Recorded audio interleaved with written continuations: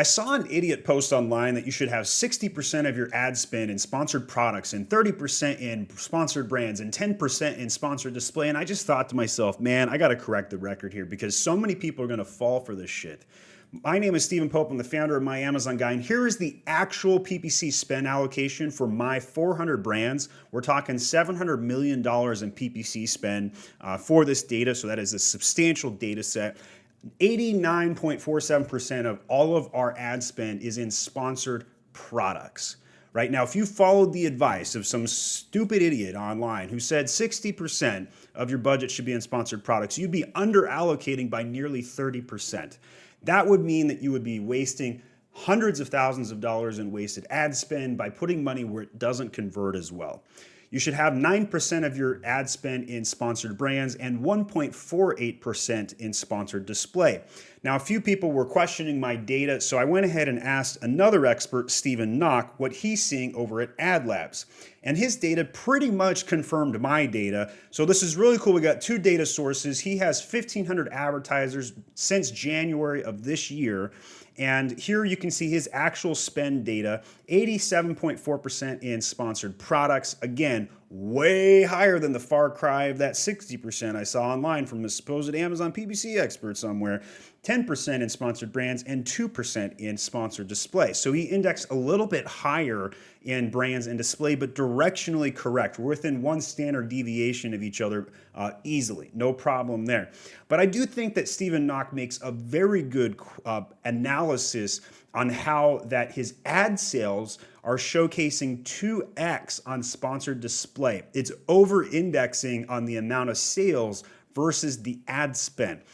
Which would then lead me to believe that we're underspending on sponsored display. Now, it's very hard for me to, the data obviously says that.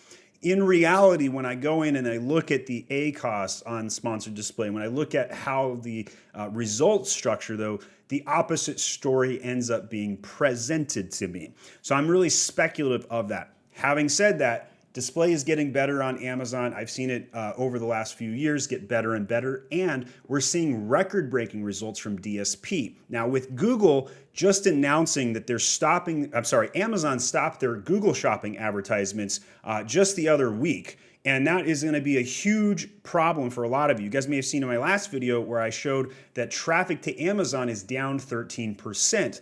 Now, where are you going to pick up that 13% in traffic if it's not coming from Google? Well, one of the best ways you could do that is by using DSP.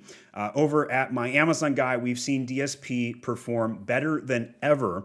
Budgets to use DSP are now smaller. The entry point to get into DSP has never been smaller. We used to tell people you need to spend 50 grand a month on advertising before considering DSP. I'm now lowering that threshold all the way to $20,000 or even $15,000 a month in PPC spend. Probably going closer to the 15 while Google Shopping is off because you got to pick up that 13% traffic from somewhere. And DSP traffic might be a little bit cheaper because sponsored products are going to go up in cost regardless of anything that happens, but also especially because Google traffic is down. Therefore, the ability to bid on the traffic on Amazon, there are more people bidding for the same traffic, a la costs go up. What's great about DSP, though, is that it's getting traffic from off of Amazon. There could be a direct link here on why Amazon's stopping its Google ads. Maybe their DSP network is just doing so well, their confidence level on that to get traffic to go to Amazon has gone up. They also want to sell more inventory on DSP, and maybe they're making this bet that if we stop giving free traffic to Amazon sellers a la Google Shopping, that they'll start paying more for ads from Amazon. That is probably the best theory on the market right now, and here's why. Amazon makes more money from its own advertising platform than it does anything else. They used to be making money on AWS as the primary breadwinner, but today it's actually PPC spend. That's an incredible feat if you think about it, because Amazon started as a logistics company that became a tech company that became a marketing powerhouse, right? More money is made on Amazon advertising than any of its other programs. Huge, huge feat. That started about 2 years ago, give or take a couple months. And so this is a really interesting trend that we're seeing. And it's fun to see data sets like this and to see kind of where my data's at, to see other really renowned and experts like Stephen Knox data support my data set. So if you go into your own advertising and you don't have an allocation that's within one standard deviation of this, you need a really good reason to justify why you're spending differently than this market trend, because this is what the market is currently doing. Now, if you have different results and better results doing something else, that's great. But if you don't have good results and you're wondering why, here's the first indication of what you should go in and do. Now, maybe you have no idea how to calculate your own brand allocation today. Maybe you have an agency, you could ask that question. If the agency can't answer that question, you should probably fire them, because it's a very easy question to answer.